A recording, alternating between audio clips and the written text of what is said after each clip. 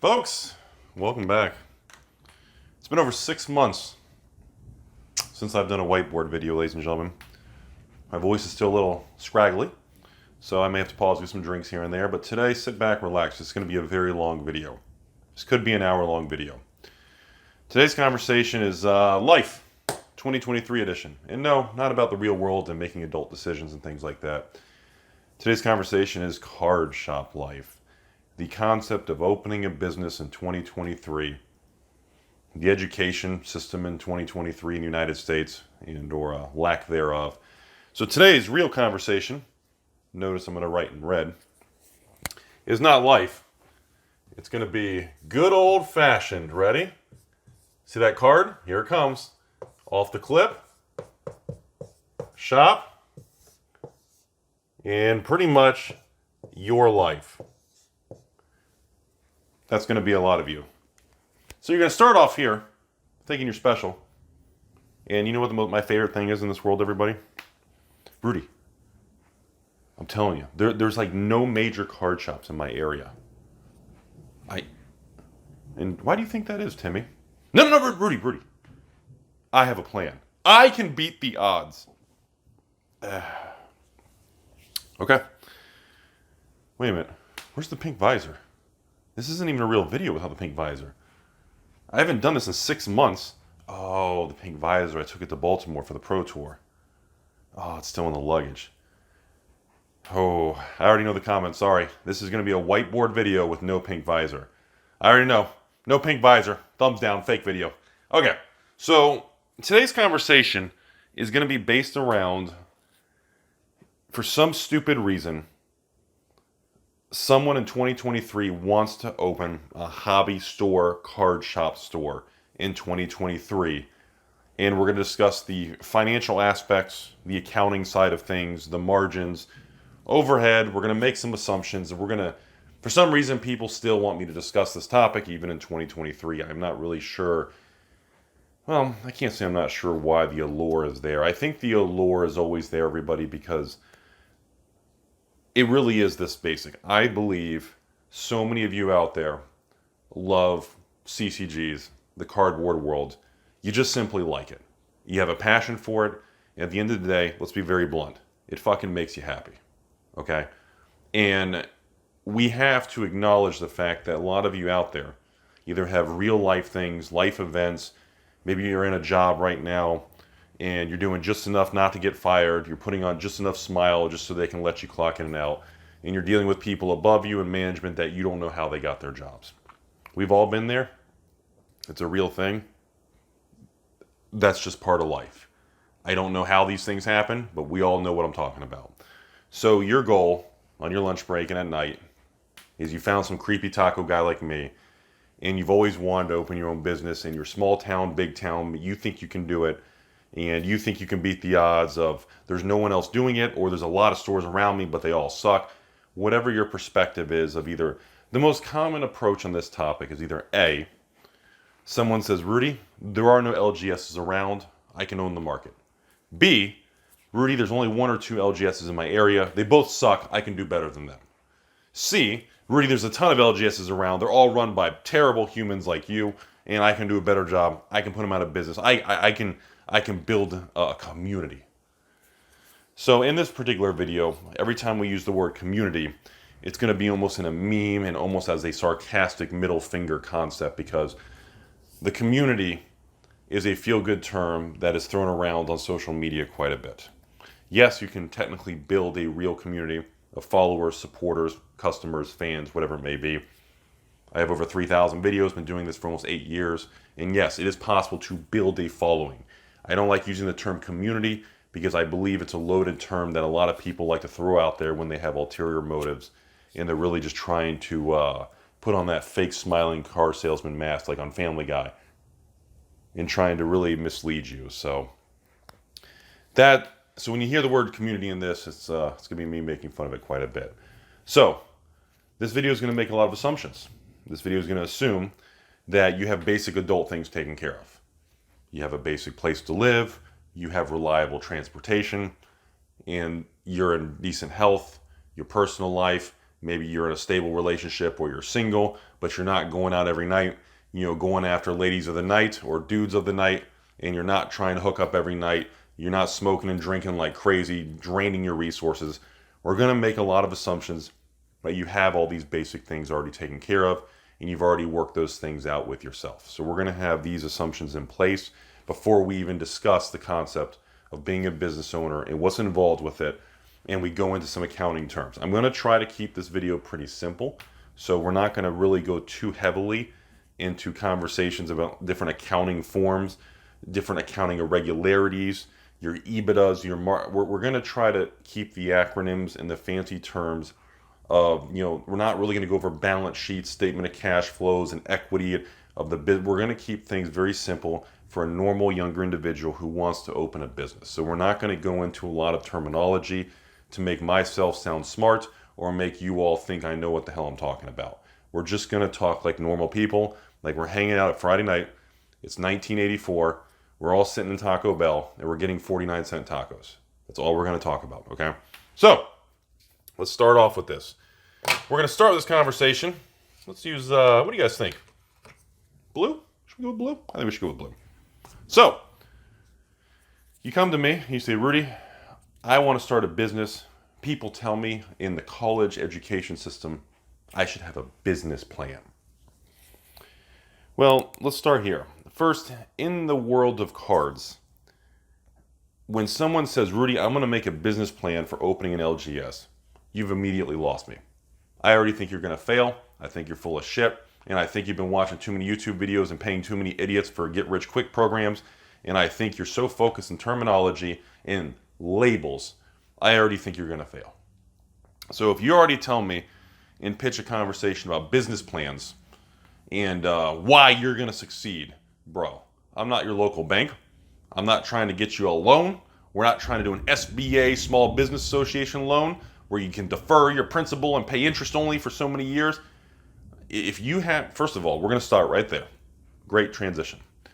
If you immediately want to open a card store and you say anything with the word loan, margin, leverage, home equity line of credit, signature loan, HELOC, stepsister backdoor loan, I don't care what the hell you use. If you already approach a new business and the only way you're going to click the open sign on day one is you have to have leverage, I'm out. You're already a Timmy. You're going to fail. Well, I mean, there's always, you can never 100% guarantee. G-word guarantee is illegal in finance. I can already tell you, you have a high probability of failure. The odds are stacked against you because, and it's not even your fault. The problem is, you don't know what market conditions you're going to walk into. Myself and you all watching, we have no idea what 2023, 2024, 2025 economic macro, economic micro, economic your local area, economic in the CCG cardboard world. We don't know what the state of the market is going to be on large scales, medium scales, local scales, CCG markets, or in the niche market or your local community. These are all variables that we can't control. So therefore, in this video, we are always going to have to prepare for the worst, but hope for the best. So immediately, if there's any form of leverage, if you need money, if you tell me you need a partner in crime, if you tell me your buddy's going to lend you money, your wife's boyfriend's going to help you out, any of that crap, I'm out. Because you already don't know what the fuck you're doing. You're already being stupid about it, and you're not ready. And the number one thing that LGSs fail on is when opportunities come along, they don't have the capital to seize the moment and make a big move for profit or a big move to stem losses. You must have liquidity and access to large amounts of capital. Now, of course, Rudy, well, what's a large amount of capital? A large amount of capital is going to be at least minimum cash. It used to be 10,000. In my opinion now that we've marched into 2023's stupid disaster, your minimum liquidity in cash for an LGS needs to be 25 to 50,000. Minimum. Okay? I'm going to get a drink of water here as we go to part 2, everybody. Excuse me. So, on part 2 of this video, if you don't have that cash, what are you doing? You're not ready. And you say, well, Rudy, yeah, inflation's high. If I don't jump in now, things are going to get more expensive. Okay, there's an excuse for not being patient. Rudy, I don't want to wait anymore. I'm tired of waiting. I don't want to do. Okay, that's an excuse because you don't want to grind as much. Rudy, I think this opportunity is going to pass me by. Oh, I like this one lately. This is a good one, you all. Rudy, if I don't jump in now and get my business up and running, I'm going to miss the Lord of the Rings set release for Magic. These are all short-term Timmy excuses to accelerate or jump into something that your instinct is telling you you're not ready for. You are being driven by emotion and not pure finance. And this video is not about you guys liking it, which you'll notice, by the way. I spent an entire day making this video, and the views will be low. It's not worth my time, but the reason I do these videos is the patrons. You guys love it.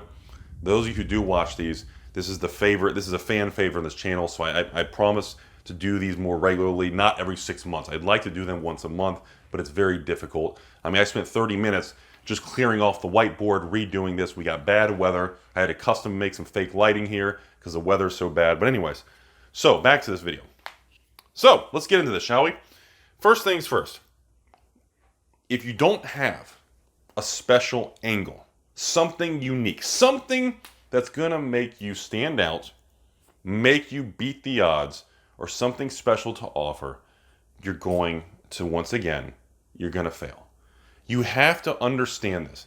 And don't give me this, well, Rudy, I'm going to open this business and everything I sell, I'm going to make sure my margins, every dollar, 1/3 fixed cost overhead, 1/3 variable cost, also known as cost of goods sold. So the bottom 1/3 of every $1 is net profit, going right to EBITDA. I'm sorry, no acronyms, I promise. So when people approach me like that, once again, I'm turned off. You're going to fail. What the fuck are you doing? That tells me you've been watching too many YouTube videos. You subscribe to Get Rich Quick CDs. And once again, you're not approaching this of just, it's such a bitter thing to discuss this on a raw business standpoint. So let's get into it, shall we? So we got the blue marker here. Hopefully it works. So let's say you're going to open a card store. Let's pick a good spot. Should we pick like Texas or Florida? Let's pick a normal place. We're not picking like a New York City, New Jersey, or California with crazy tax rates, and to rent a place it's like $20,000 a month. We're not doing that. Let's just say normal Florida, North Florida. You're within 4 hours of the taco man himself. Okay, you've got at least one place that cuts hair in every 3X girl. Wait, anyways, so let's say you open a place. So we're gonna call it. No, not Timmy's Emporium, not Timmy's Taco. We're let you guys make the name. So we're gonna just say right now. We're going to go right into rent, okay? So we're going to say rent on your new business. I'm going to say $3,000 a month, okay? We're going to write in red, and I'm going to call it $3,000 a month, okay? $3,000. I'm going to erase the 2023 edition so it doesn't confuse you guys. I don't want numbers next to it. So you got a $3,000 a month rent payment. We're going to put that in parentheses because that's a debit. I'm sorry, outflow? No accountings. No. This is just an expense. Any expenses we're going to put in parentheses. We're not going to do credit debits. We're not going to do account. I want to keep this very interesting for just real talk, folks. So your rent every month is $3,000. Okay. We're going to call basic overhead and basic utilities. We're going to call $300 a month. We're going to say internet access, phone stuff. We're going to make another. So utilities $300, maybe $200 a month for internet. So we're going to call basic. Let's call another $500 a month for just utilities and basic crap, okay? So I'm going to call that just, what do you guys want to just say, utilities? Should we just do, we'll just put utilities. It's probably spelled wrong too, just see if you're paying attention. So once we add this up, you're going to get, and now we're going to assume it's you and one employee because you're starting off small, okay? And guess what? You're going to pay yourself nothing because you're going balls deep and you're going to sleep on the floor. So we're immediately going to assume you're going to pay yourself nothing. So we're just going to say one employee. That's it, folks. One employee, one emp. And that employee is going to get paid, what do you guys think, 20 bucks an hour? Let's call it 20 bucks an hour. I think 20 bucks an hour is fair. 20 bucks an hour, and they're going to work for you. What do you guys think? Full time? 40 hours? Let's call it 40 hours. 20 bucks an hour. And we're not going to go into FICA, unemployment compensation, the escrow accounts, government. So we're going to keep everything very simple in this, okay? So these numbers are going to have margins of error. So you get 20 bucks an hour, 40 hours a week is how much, folks? $100 a week. Let's say it's a normal 4-week month.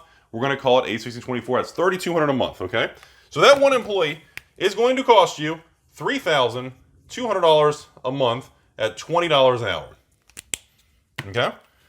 Now, right now, we are already at a stage where we have to bring in $6,700 in profit, not gross sales. $3,700 in profit needs to be generated just to pay this small chunk of bills. No inventory accumulation, no fraud and theft, no shipping supplies, no computers, no scanners, no thermal printers, no literally U-line orders, no pallet jacks, no warehouse. This is the most primitive of primitive. We didn't even buy a fancy sign for the shopping center building, which is usually like $5,000. We're keeping this on we're assuming it's up and running. You click the open sign on day one. Now, what are we missing? Let's leave it there. So let's assume the store set up, signs on the building, deposits are made, everything's running, tables are in place, everything's there. Okay, so now, like I said, we've already established that we need to make. Is this marker working? This marker's not working. We've already established that at this point, you know what? If you guys don't mind, I'm gonna round it to 7,000, just for easy math. So that's already a $7,000 negative number. Actually, a parentheses and a negative kind of cancels out. But you guys just want to see if you pay attention. So we need to make $7,000 in profit a month just to break even. And that's not even paying ourselves. This is working for free, working for the man, blah, blah, blah, blah. So this is where it gets interesting, okay? Now, when you run a store, you're going to have theft. You're going to have fraud. You're going to have products that crash. You're going to have things that do well. The money in the cash flow gets very complicated very quickly. Because again, when you sell something, because I get this all the time, Rudy, I did $50,000 last month in sales. And I was like, wow, that's a lot of sales for a month. That's great. And then they say, well, Rudy, I broke even. Or Rudy, I only made $500 in the entire month. It doesn't matter quite what your sales are. That's more important in the cash flow conversation. What matters is what profit you're generating to swing around. So now, when we go into the conversation, let's get some purple markers going here. So now, when we're buying, let's say we're buying, we're buying the new Magic Lord of the Rings. You know what? Everybody cares about Lord of the Rings. So you're going in to the new Lord of the Rings collector box. You're going in big, Timmy. Lord of the Rings collectors, okay? Store costs. What, $300? Let's just call it $300. It might be plus or minus a couple percent. Let's call it $300 a box, okay? So your cost is going to be $300 per collector box as a store, okay? Hey, Rudy, have you seen? They're 360 on TCG Player. Okay, that's great. So, let's say if the market is selling these for 360, okay, that puts you over here. If the market's at 360, okay, and your cost is this, you're going to have, this is where we get fun, folks, you're going to have a $60, let's just say you match TCG Player. That's not a $60 profit, like a lot of morons think out there, and then Rudy makes $100 billion a year. You have a $60 gross top line profit margin. That is not net income. It's not NI. That's gross profit. Now, you can take away, let's say you're selling fees. This is assuming, let's say you're selling on TCG Player because you don't have any local customers because you're a new business or something. Let's go with that. So if you're a new business, you sell online, let's take 10%. So let's minus $36. Okay. Well, it brings you down to what? 24. Okay. Now you're down to $24. And this is considered the most profitable, successful product so far in Magic of 2023. Right? All right. Moving on. Part 3. Had to get some water. Now you got to ship the product. Let's say your shipping cost averages $5 a box. Let's just make a number. So whoop-de-doo, you made a whopping $19 profit on probably one of the most successful products of the year. So now this $19 net, this is net profit on the item. Now this $19 has to swing all the way back around and start attacking that number. I don't know about you, but oh, that's a lot of fucking $19 to get rid of that number before that money will actually flow to you. And here's you. By the way, let's make us. Okay, here we are. We got a special platform that's being being supported over here. We got a special corporate chair. Here we go. We got a nice chair, and here's us. And we got a big, cool top hat, and we think we're hot stuff. So okay, here we are, the big fat cat, rich billionaire, Rudy manipulating owner, right? So in order to get anything up into this fucking platform, that's the key. Because when we get this, then we get the bags to bring home. We want the good bags. So we want the money bags, right? Here's our money bag. Is that a money bag? Is that a penis? Is that a potato? Is that like a potion from Zelda? All right, we're going to call this a money bag. I don't know why the money bag is shooting stuff out the top, but there's our money bag. I don't know what the fuck's going on. You guys get for subscribing to this channel. So in order to get the best product of the year, even if you get 100 collector, you know what? You're Rudy balls deep level. You get 1,000 collector boxes. Okay? Here we go. Well, this is fun. This is fun. What should we do? Purple? You get 1,000 of these. Okay? So this happens. So you get $19 profit a box. Okay? You ready? This is big. This is big. Actually, what am I saying? Am I even going to get 1,000? I'm probably not even going to get 1,000. No, let's stick with the normal store. I feel like that's not. Let's stick with. So you're a normal store and you get 100. Let's just say 100. Okay. So if you get 100 of these, you make 19 a box on 10 boxes. You made $190. You ready for this shit? You ready? On 100 boxes. Whoa. You just made $1,900 profit on the best Magic release of the year. We're talking big hype, okay? What's this? Oh, my phone's ringing. Hang on, I'll call you back. What's up? I was just wondering if I'm going to Walgreens if we're going out later. I'm hungry. We can probably go out later and get food. Okay. All right, bye-bye. Professional YouTube channel. Definitely getting tacos later. So you just sold 100 collector boxes, and you are balls deep Rudy Jr. the King. 1,900 profit, flowing through. Attack your 7,000. How much flows to the fat cat at the top? Big fucking zero. Now, you become Rudy 2.0, and you just got yourself 1,000 boxes. All right? Instead of $1,900, folks, you became a Rudy fat cat, and you just made $19,000.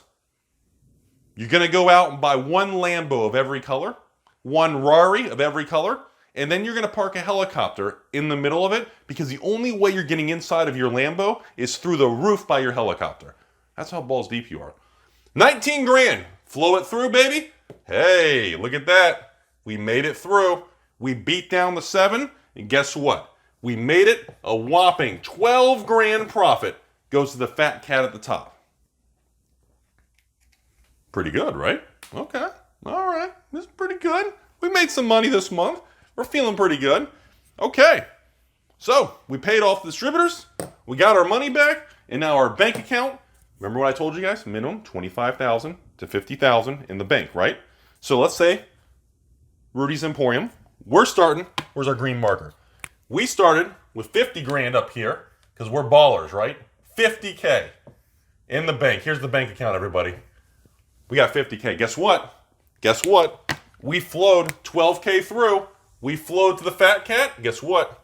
Plus 12, baby. Plus 12, baby. Guess what? 62K. Timmy's Emporium has expanded, and we now have a bankroll of 62K. The more you do this kind of thing, the more you realize that even on the big hits, the most exciting thing of the year, it's really not that much money. Now, the next set comes out.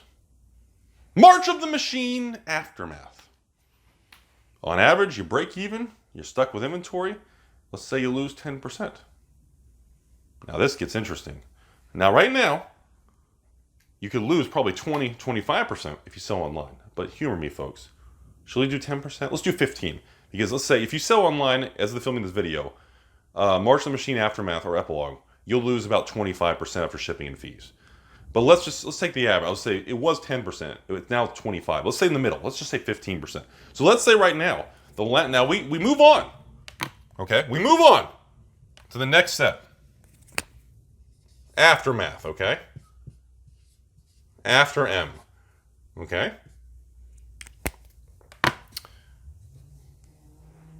We pay Aftermath. What was Aftermath? Was that 150? 155? I remember what it was. I think it was 150. Let's say 155. No, let's say 150. Let's be very bullish. Let's make the numbers better. I think it was like 153. Somebody comment below. Was it 155? So I don't remember what it was. I guess 155. Let's keep the number. I don't want to do 153. It gets too complicated. And guess what? You sold some, and you were a Rudy baller, and you sold them like, I don't know, 169. Right? You paid your shipping, you paid your fees, blah, blah, blah. You sold online. You netted, oh God, 150? Okay, so you lost $5 a box. Now let's say, remember, we did 1,000 boxes because we're Rudy baller style, right? Right? So we're doing the same 1,000 boxes. So we had 1,000 boxes of each. Okay, 1,000, 1,000. Okay, because if you want these big numbers, you got to be consistent, folks. You can't just say I want all this, but I don't want this. So now you're in for 155 times 1,000 boxes. Guess what? You're losing $5 a box, and you're only able to sell half. Sorry, guys, camera glitch. You still there? So you're only able to sell half. Okay. Sorry, I went for it. You lost about 1 minute. Let me redo it. So after you sell that half, then you're stuck with the other half of the inventory. Well, when you're stuck with the other half of the inventory, now the price drops further. Okay? Now with the price further, you're going to lose $15 a box instead of losing $5 a box. Okay? Guess what? Now, that means on the rest of the boxes, you're going to lose $5. You lose, oh geez, really? On the other 500 boxes, you lose $15 a box. You lose $7,500. So between the first 500 and the second 500, you sold Wizards of the Coast 1,000 boxes of their new release product. You lost $2,500 and you lost $10,000. And now guess what? Minus $10,000 at the bottom. Let's swing it back around right into your face. Guess what? We already paid our overhead this month. Now we go back to the top, and the rich fat cat known as you all and me, we lose 10 grand. It flows over here. Our bank account goes from 62 minus 10. We're back to 52,000. You know what the fuck that means? That means your employee right here, who has no risk, made $3,200 in this month. In this 30-day span, this employee made over 3 grand. Your ass did all this risk, dealt with all the customer service, all the problems, all this crazy shit. And guess what the funny part is? You started the month with 50, thought you were hot shit, lost money, ended up if you made $2,000, less than minimum wage, less than the employee who takes no risk, just shows up, does their thing, and fondles himself in the bathroom and leaves. Yeah, you lost money. $2,000 for all this is stupid. And this is the reality of the card shop world, that for some reason, these people on social media and Discords and MySpace and Facebooks and Reddits, everybody's going to be, Rudy, you have to understand, Rudy, I'm different. I'm going to beat the odds. Okay. It's not about you. It's not about me. The market is going to market. The market is going to do what the market's going to do. No matter how I feel or you guys feel, the market pricing sets the items. No matter how powerful you think Rudy manipulates your wife's boyfriend, I can't control what Lord of the Rings collector boxes are going to be on the market. I can't control what Aftermath's going to be on the open market. People can say, well, Rudy's trying to pump it up, or Rudy's trying to dump it so he can. Whatever you think is irrelevant. The market cap and size and the sum of all the thousands of stores in the country are going to average and find the price of the product. And that's and based on what that is, Lord of the Rings at $360, Aftermath at $169, that's how markets work. Now, you want to be a business owner, You're going to jump into this thing, and essentially, you're going to say, I can do better. It's not up to you. Opening a business like this and being at the mercy of Papa Hasbro's wizards and the release cycles and everything, your income is going to directly go up or down based on releases, market sentiment, and we're not even mentioning the macro economy, the smaller economy, the local economy, the CCG bear market that happened last year. These are all additional variables that are going to squeeze your face into the crunchy taco where the shell breaks and it cuts your face up. These are things you cannot control. And I feel like for whatever reason is, we live in a society where you know what people say? They sit down, they come visit Rudy's stepsister, we all go out for tacos, and they say, you know, Rudy, I love card games. I want to be like you. I want to open a store. I want to enjoy that life. I hate my job working for, I don't know, Taco Express. I say, okay. And people are in love with the idea of owning a business or being in the CCG world. And I've said it for almost 8 years that once you cross that line, you can't undo it. It changes how you view things. You don't enjoy it. You don't get to play the card games anymore. You simply become a numbers business inventory individual. And yes, social media makes that look like an evil capitalist, which it is. If you want to open a business to support yourself, your family, your 69 kids, you have to be an evil capitalist because otherwise you will get shredded to pieces. Shredded chicken tacos do sound pretty good. Okay, now as we go into about part 4 of this, or part 4.5, sorry we had that little glitch earlier. This is where I want to get into the more meat and potatoes of this conversation. So essentially you have to step back and ask yourself, is tying up this capital, remember this is liquid capital, so now we're going to apply the current 2023 marketplace, okay? So in 2023, cash at many brokerage firms is paying, actually I think Robinhood's 4.65, I think like Interactive Brokers or Fidelity or Schwab, or they're all around 4, let's just say 4.5, let's just say 4.5. So cash is paying 4.5% on cash, okay? This money, you can't get that interest on this money. This has to stay liquid in your checking account, as most banks will pay you almost zero because they just sweep your money and lend it out and make big money on your little butt. So this has to stay liquid at 0%. So now, even with a small bankroll of $52,000, 5% of $50,000 a year is $2,500. 10% is $5,000. 5% is $2,500.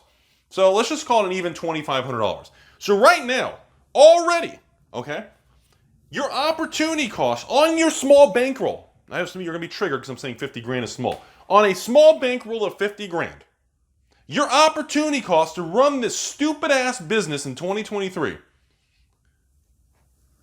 is how much, folks? You're already giving up about $205 a month, $200 a month.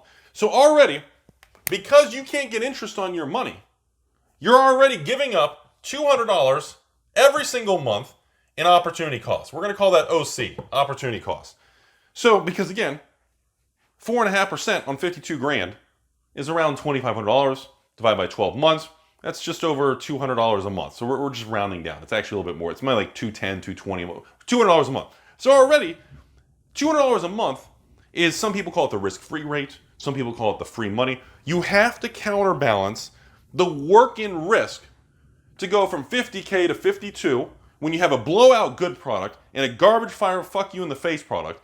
And you have to understand, this is, now I know what some of you are going to say. Well, Rudy, you're just, Aftermath's the first bad set of 2023. You can't use this as an example. Okay, you're right. Every other month from now to the next 10 years you're in business is going to be Lord of the Rings style, $19,000, $20,000 profits because you're going to bankroll 1,000 boxes. Which, by the way, let's comment on this. Did you guys want to comment real quick? Hey, sure. I'm glad you guys asked. Let's take a moment here. Let's erase this real quick. I want to show you guys something.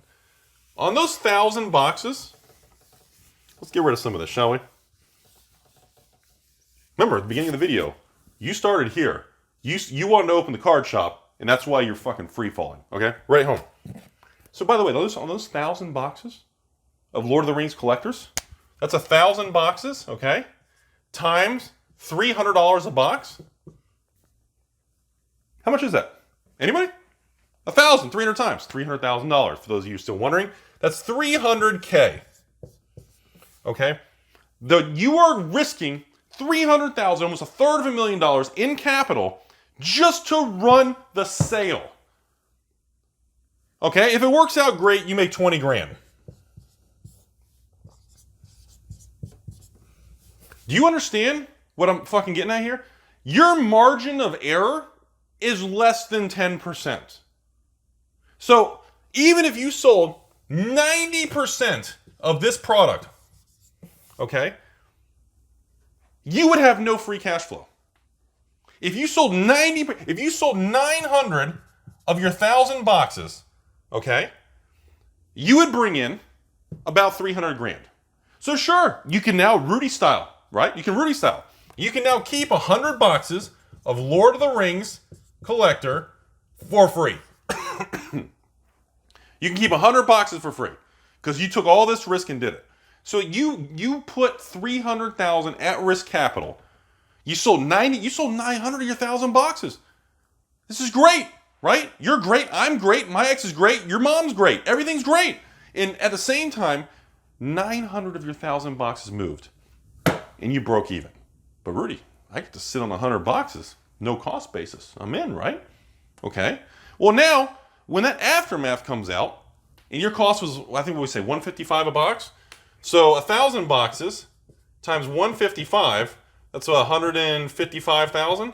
So the next release comes out, and you're on the hook for 155,000. And remember what we said, you have to fire sell it all because you don't have the capital.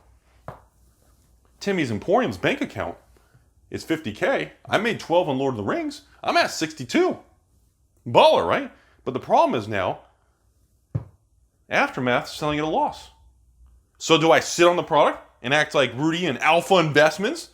You know, can't listen to that guy. He's a dick. He's an ass. He just bankrupts small children, right? And then I think he kicks turtles on Saturdays, and I think he only eats tacos of like small children. That's what the internet would make you think, is fucking social media is crazy. So what do you do?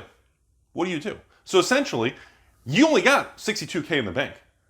You sold half of this, lost $5 a box. Do you unload the other 500 boxes and just bleed more money? Well, you don't have a choice because you're on the hook for so much money, you can't foot the bill. So you are forced into the panic selling. This is why this kind of thing forces right through to the fat cat. The fat cat panics, shoots liquids out of his head. I don't know why that's relevant. And essentially, he looks over at his bank account, and once again, he realizes, I'm in trouble. And that's what leads to the panic selling. That's what, when I make videos on this channel, stores are dumping, emotion, panic's kicking in. It's because this system rinses and repeats every couple weeks. And it's been going on for 20 years, and it's going to go on another 20 years after I'm long gone. This is the cycle of life if you decide to be a fucking idiot and tie up your money in life into this situation. Because the risk reward of doing a generalized normal store is so skewed in 2023. I can't comprehend why anybody would genuinely think this is a good idea if they took the actual time required to understand the economics. Stores are not getting boxes for pennies on the dollar. This internet crap for 8 years for me, that Rudy buys standard draft boxes for $50 and I make millions of dollars a month selling to patrons for $89 is the dumbest shit I've ever seen. And you cannot convince many people otherwise on what the real world is. They have their own fabricated lens on reality, and that perspective will never change. But I'm here to tell you all, this is the real world, folks. And I'm not trying to sell you a get rich quick. I'm not trying to get you in Hustlers University. I'm not trying to show you my Lambo in my garage with all the books next to it. I'm not trying to get you to sign up for anything. Just watching the video, give me a nice comment below. That's all I need. And of course, the reason I'm putting a whole day into this stupid video is because patrons love it. The supporters and people who like it, they just like it.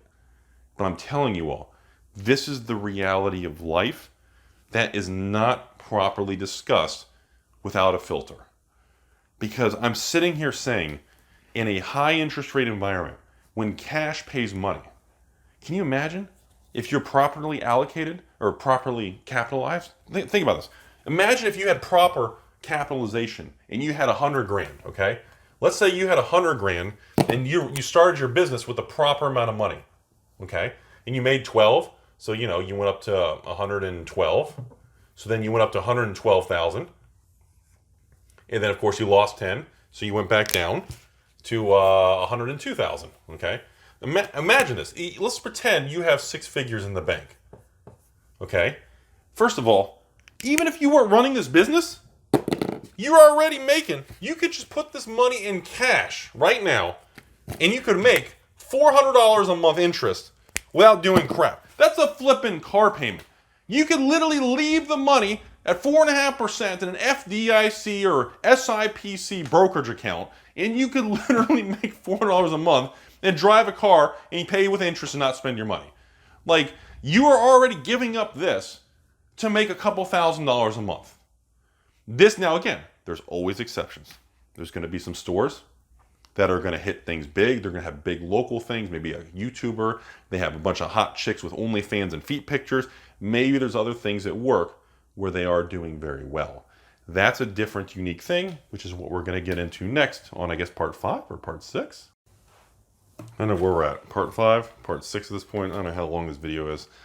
So that's now where, let's say you have other factors at work. Let's say you want to open, a restaurant, a bar, a different retail thing. And maybe you want to carry CCGs as an additional item, cash flow item, diversification. Maybe you want to approach it that way. Now, once again, the data is going to shift really, really quickly, okay? Because what the point of me doing all this is to explain to you all that selling boxes online and trying to do it at release or anything is more of a courtesy service for if you're online like me as fans or whatever. There is not much money in this stuff, and many times there is no money in doing this. But the internet has you believing that for some reason there is some outrageous amount of money to be made if you jump into this bandwagon business idea of whatever opportunity.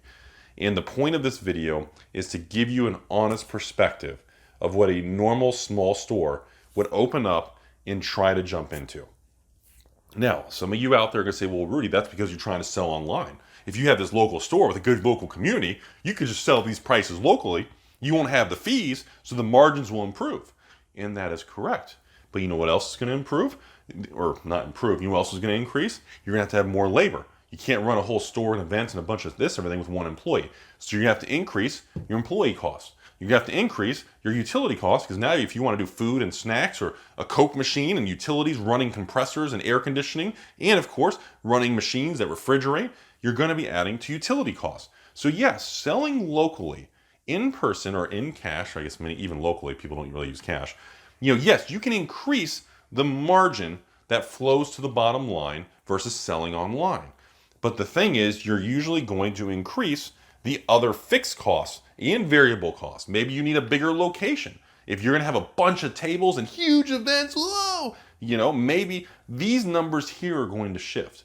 Historically, these don't shift as much as the item selling locally versus this will shift greater than your fixed costs, which is usually more beneficial. But you've got to be aware that the key to this business ownership is approaching it without emotion and understanding, what do I need to do and how much do I need to make to break even? The point of all this silly examples and frivolous jokes and stepsisters and all this stuff, the point of all this, folks, is not to show you or scare you, but to explain to you, now that you've seen an example, all these numbers can be shifted better or worse. That's just, depending on what point I want to make, right? But what I'm trying to explain to you is now, is this a business, or are you better off taking your 100 grand, getting $400 a month interest, and doing a different line of work or trying to start a different business. I'll be honest with you, the amount of businesses and opportunities in different categories you could do are probably going to be a lot less high risk on capital or anything. Because remember, if you fail, which most of you will, if you fail, your rent, your overhead, your utilities, breaking a lease, maybe paying penalties to settle the lease, or the lost cost of putting the sign on the building, all these expenses, all the display cases and everything you built out in the unit between bathrooms and flooring and fixtures, you lose all that money. Unless you bought the property, which now you're talking big money for commercial property, which you're not going to have, unless you bought the property, you immediately lose all that money. It becomes property of the landlord, and congratulations, your losses just increase substantially. So, step back and ask yourself, out of everything to do in this life, quality of life, working full-time with an employee, engaging in this lifestyle, you better damn well be all in, balls deep, just to make a decent living. And notice, I didn't say make big bucks, because I can tell you right now, the probability of you even making 6 figures or even 7 figures in this business, running a normal LGS in a normal small, medium-sized town without something unique about it, is essentially, in my opinion, probably has a 90 to 95% fail rate. And why would you risk your life savings for that kind of return? Because now, that brings me to the next part of this video. The risk, reward, and opportunity cost, okay? When we talk about this stuff, why would you risk all this time and money? Because we know life is short, okay? And we know, based on these decisions you make, you are forgiving other decisions, okay? So why would you do that? Why would you go into that kind of thing? Why would you not take a different business that has a lot less risk or has a higher probability of success, okay? And that's where things get fascinating. Because as an investor, my point of view on the world in money is very different than the average person, the average working person and everything. Now, I used to be, when I worked with a lot of restaurants, I started out younger, automotive, oil changes, and I was dead flipping broke and fucking sucked. But I remember my relationship with money and my attitude towards money was very bad. It was very emotional. I was pissed about it a lot. I remember many times sitting at stoplights on the way to waiting tables or bartending in a restaurant, looking over at some dude in a Ferrari or a Lambo or 4 Bentleys with 5 hot chicks in it. And I remember looking over and saying, how the fuck is that possible? Is he just breaking the law? Is he just a drug dealer? Is he just doing something illegal? That's immediately what you think. Like, at least that's what I did. Like, when I saw that kind of thing, I'm like, dude, guy must be, doing some crazy stuff, And in reality, you have to determine what type of lifestyle you want to do.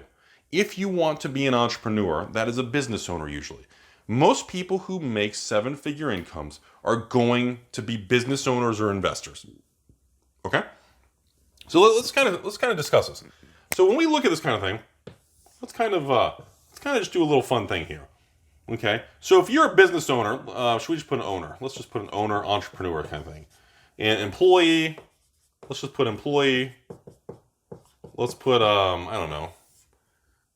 Let's say actually, let me change this a little bit. This is interesting. I think you guys might actually like this example, okay? So let's listen. So let's say you're an employee, you're a hustler, you have side hustles, you're an employee. So let's kind of discuss this. Okay. In a long enough time frame, the average employee will usually start a career and get a fixed salary, and they'll make 40, 50,000. Let's say they move up to 60,000 a year to maybe 90,000 a year. That is an average long-term income for someone who's been in their field for 10 years or longer. Okay? Some people will break above, some people will stay at the bottom, but the average range is going to be between 60 and 90 for an employee working for a large company where your number 3926 420 69, and anytime they can just lay you off and say, get the fuck out. That's part of the trade-off. But you have no risk. Your money is in the bank. You get interest. You don't need to have liquid capital. Your employer doesn't care about your personal thing. Well, maybe in some fields, maybe they will if you have security clearance or you're in financial stuff, you got to have a clean credit score, but you know what I mean. So in this situation, you can work 40 hours a week, most people, 40-hour work week, make $60,000, $90,000 a year. And if you now do the right thing with this 60, 90, maybe you take 10, 20% of it. Maybe now you start kind of poaching some of this money and saving it, and you start kind of working that 102K to 110K. And then you save up to 120K. So as the years go by, you can kind of siphon this money from your employer, and you can do your own investing on the side. That's one path to take life and careers. Path number 2 is while you're an employee, this is where it gets interesting. All normal people working 40-hour weeks, if you choose to take the entrepreneur lifestyle, hustle, hard work, if that's something you want to do. It's not for everybody. It's not really that fun half the time. If that's something you want to do, as you're working, you need a side hustle.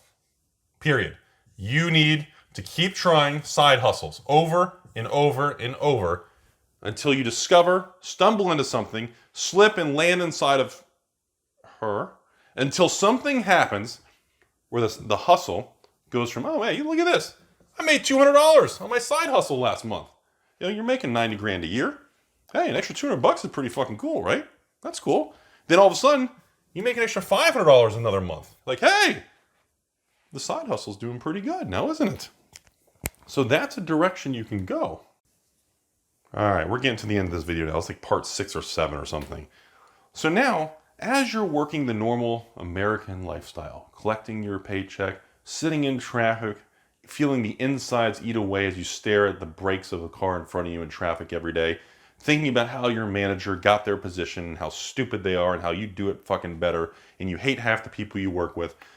At nights and on the weekend, you're watching documentaries or you're watching MIT, I don't know, classroom, Ivy League college education stuff being streamed on YouTube for free. And you're learning about, I don't know, crypto, or you're learning about real estate, or you're learning about just stocks and bonds. You're learning about a mutual fund in the S&P 500. You're learning about different things. You discover a guy named Rudy, the taco man, who's all about collectibles. You start to discover different things, and you say, you know what, I'm going to try my hand, and I'm going to flip a few cards on eBay. Rudy, I made $200. That's cool. You feel good. You feel empowered. You feel like, well, that's kind of neat. Okay, then all of a sudden, another month, you flip a few more cards, but then you try something different. You try, making something, or fabricating something, or cutting local lawns on the weekend in the neighborhood. You start doing weird little things. All of a sudden you discover that in your area there's this big demand for tacos, or you discover some other weird things. And all of a sudden you stop flipping cards on eBay because it's not worth your time, or you got scammed. Somebody stole a card, you're pissed, you quit. And then you stop doing lawns because the old people are paying the ass, they tell you skipped a spot, and you get all kinds of falling out. So then you try another thing. You try making and selling lemonade, and you made $300. What you see happening here, then the city shuts down your lemonade stand. The side hustle goes away again. In the meantime, you're continuing to work the job you hate, to do just enough work to not get fired, and you're banging the secretary, and you're smiling at Lumberg, and you work Sundays. Now all of a sudden you try the fourth idea, and all of a sudden you're selling car parts or something. There's a local junkyard, and you're picking junkyard parts, and you start selling car parts on eBay, and you start making, $400 a month selling car parts or something. It's really weird. Like car parts, it's fucking weird. Then all of a sudden, the fourth side hustle turns to $600 a month, and then $500, then back to $600, then $400. You had a bad month, then $800, and all of a sudden, these months, this car part thing, you're selling car parts, and all of a sudden, it's working. It keeps bringing in money every month, and you're not really sure why. And you're working at your normal job, doing data entry and typing on the computer and TPS reports. And you're going to Bennigan's at night with the management, and you put the fake smile and you have your flare on. And all of a sudden, this side hustle thing, oh my God, I made $1,000 on this side hustle. Rudy, what's the side hustle? Well, I've been doing this stuff, and all of a sudden this car part thing, I go to these like junkyards, this weird goofy thing, and I would get these parts. I'd pick certain parts from certain brands, and I would just I'd clean it up, and I'd take pictures, put on eBay, and I'd pick these parts for like $5, $10. I'm selling for like $100 a piece, and the business is picking up. It's kind of weird. And all of a sudden, you're like, well, dang. And then all of a sudden, another month goes by. You make another $1,000. So all of a sudden, another month goes by. So all of a sudden, you start averaging like $1,000 a month, and the side hustle starts to pick up. And that's where life starts to do the old fork in the road, where you're working the regular job right here, and all of a sudden, you keep working, and now you've got something else going on, and you're siphoning money from both. And all of a sudden now, you start putting money here and here, and now your bank account's going from 120 to 140. Now all of a sudden you're hitting like 200,000, and now your interest is like $1,000 a month. You're making $1,000 in some crazy crap, you know? All of a sudden weird things start happening. And this is usually the direction of how entrepreneurs start. Because now what you're going to see is the big turning point, which is, I didn't knock the camera out. This is what you see. Suddenly, the side hustle turns into a new business, and you become a business owner. So all of a sudden, the fat cat jumps down from the big chair. He sits over here. He puts his big hat on. He's grinning. And here's our bags of penis potion money that shoot things out. I don't know why we draw it that way, but this is Alpha Investments. Suddenly, you're all of a sudden a business owner. You didn't expect it to happen. But all of a sudden, the side hustle kept making money. It started to grow and grow. You think there's a way for you to work with all these local car places. And if you and your friend now, you could go full time instead of just part time for a couple hours. You're sitting here asking yourself, wait a minute, I'm working a couple hours a week and I'm making $1,000 now? If I did that full time, I can make like 10 grand a month, which is more than my regular employee. And I'd be free from the matrix thing, as they say. And suddenly, the turning point of life happens. You quit. The job quits. You quit. You abandon the normal life. And the employee that had the side hustle becomes the business owner. The hustle turns into a business. The job quits. Everything goes away. And you jumped and ended up stumbling and landing into some stupid, bizarre, goofy business selling water pumps, alternators, and fuel pumps. And you don't know how you got there. This is an example of how most entrepreneurship starts. This is an example of really, I don't want to be cliche and cheesy, but I mean, Bill Gates and Steve Jobs and, out of their garage and dropping out of school, or they quit their job and they start. Historically, the big money in America is made from investments in entrepreneurship and business owners. The probability of becoming a multi-millionaire, big dog, blah, blah, blah, working for a normal company without taking risks or trying things on the side, the probability of breaking out from that is very low and minimal, which is not a bad thing, because this is not for most people. Because once you go from this to this to this, once you're in this area, the 9 to 5, that 40-hour number right there, 40-hour work week, all that goes to hell. That's gone. Everything's out the window. You are in no man's land. There is no set working hours. There is no set, it's Saturday. I don't work Saturdays, Rudy. I turn the phone off. It's family time. No, bro. Sit back, Penelope. You and Debbie Downer, you're about to get slapped in the face with a giant fish, because the reality is, when you're in this land, all bets are off. You want to go up here, and you want to turn this into 7 figures, and you want to build an empire, all normal rules, times of day, thought process,